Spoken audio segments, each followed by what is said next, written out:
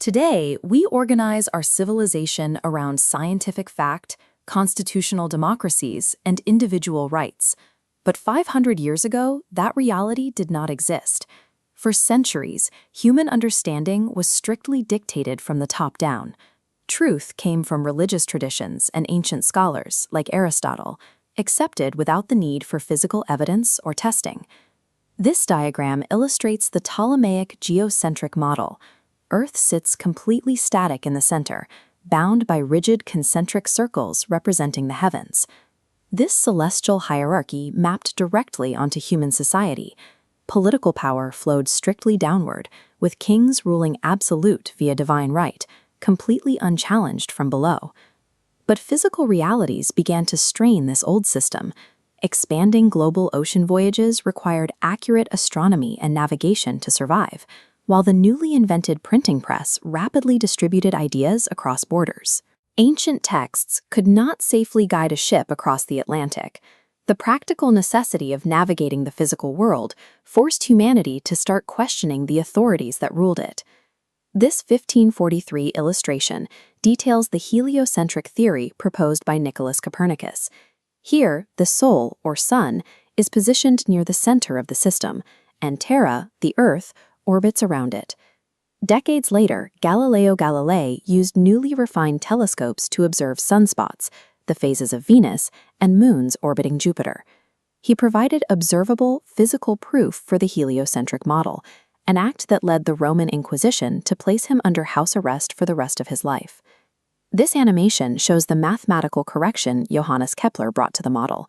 By calculating the actual trajectories of the planets, he proved their paths were not perfect circles, but ellipses stretching out around the sun. In 1687, Isaac Newton published the Principia Mathematica, uniting these distinct astronomical observations into a single cohesive framework. This vector comparison illustrates his theory of universal gravitation. Newton demonstrated that the exact same mathematical laws governing an apple falling to the ground on Earth also dictate the motion of the moon and the planets in space. Over the span of just a few generations, thinkers systematically dismantled centuries of unquestioned dogma, replacing it with mathematical certainty. The cosmos had become a mechanical system, measurable, predictable, and fully decodable through human reason. These astronomers established a rigorous new operational system for finding truth, the scientific method. This flowchart outlines the core mechanism of that method. It establishes a strict sequence: observe reality, form a hypothesis, test it through experimentation, and revise conclusions by demanding physical evidence.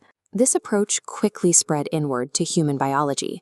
Scientists like Andreas Vesalius used careful dissection to map anatomy, and William Harvey accurately traced the circulation of blood, correcting long-held medical misconceptions.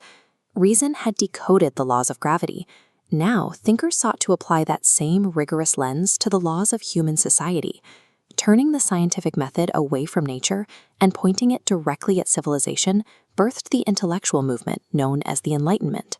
Thinkers began dissecting government the way anatomists dissected the body. John Locke defined the concept of natural rights, arguing that humans are born with inherent rights to life, liberty, and property. Jean-Jacques Rousseau proposed the social contract. He argued that a government's legitimacy does not derive from bloodlines or divine right, but entirely from the consent of the people it governs. This diagram illustrates Montesquieu's practical engineering of these ideas, the separation of powers.